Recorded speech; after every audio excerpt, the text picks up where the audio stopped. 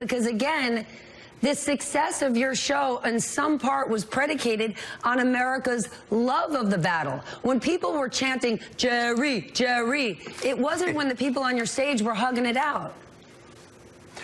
Look, first of all, our show was about dysfunctional behavior. So obviously, everyone who's going to appear on the show is acting dysfunctionally. That was the point of the show. But no one ever suggested, never did I do a final thought and saying, this is the way you ought to behave. In the contrary, when you behave badly, the consequences inevitably become bad for you. But when you have the President of the United States using language that even on our crazy show we bleep out, then society's in trouble. Do you want to start bleeping out the President of the United States during his speeches? I mean, that's what we're getting to. So you can't compare a crazy television show where you've got people that admittedly are dysfunctional and saying, therefore, it's okay to have an administration that's dysfunctional, that it's okay to have corporate leaders that are dysfunctional, religious leaders that are dysfunctional. No, it's not. Norms are important.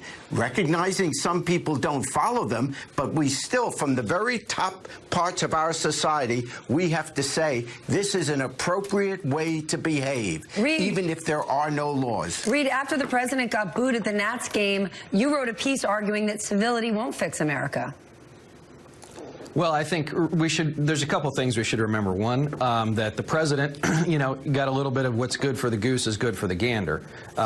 He was happy to, he still to this day is happy to enjoy the lock her up chants when he goes to rallies across the country where he is, finds himself in a safe place. I think also, what we should see is, in Jerry's hometown of Cincinnati, we also see what happens when the president is confronted with his own bad behavior, as we saw at Nats Park last weekend.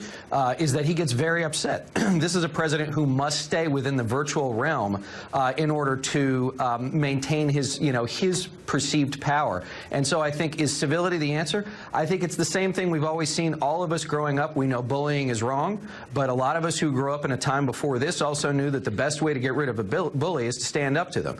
And Donald Trump will do whatever he wants to do, however he wants to do it, until Americans, both from the local level all the way up into Washington, D.C., and the media and political elite start to stand up to him. And I understand that there is a lot of distaste and a lot of uncomfortableness with the idea of having to sink to his level. I get it.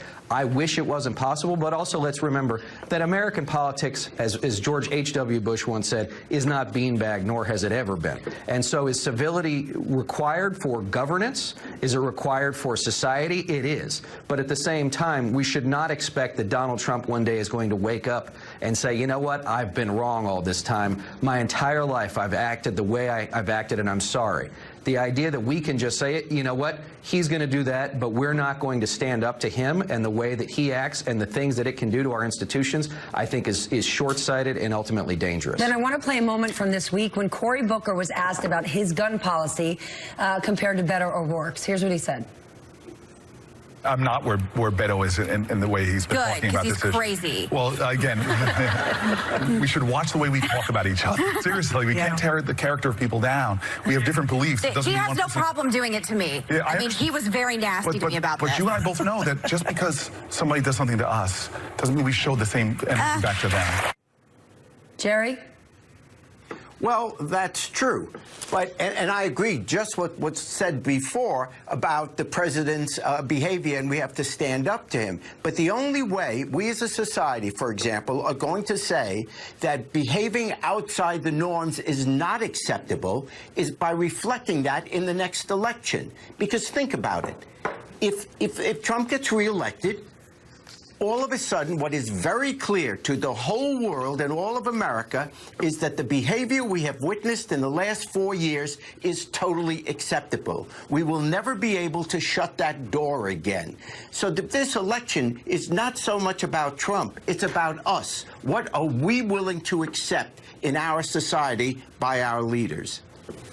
How do we want our kids to conduct themselves? Jerry Reed, thank you so much for weighing in on this very, very important topic.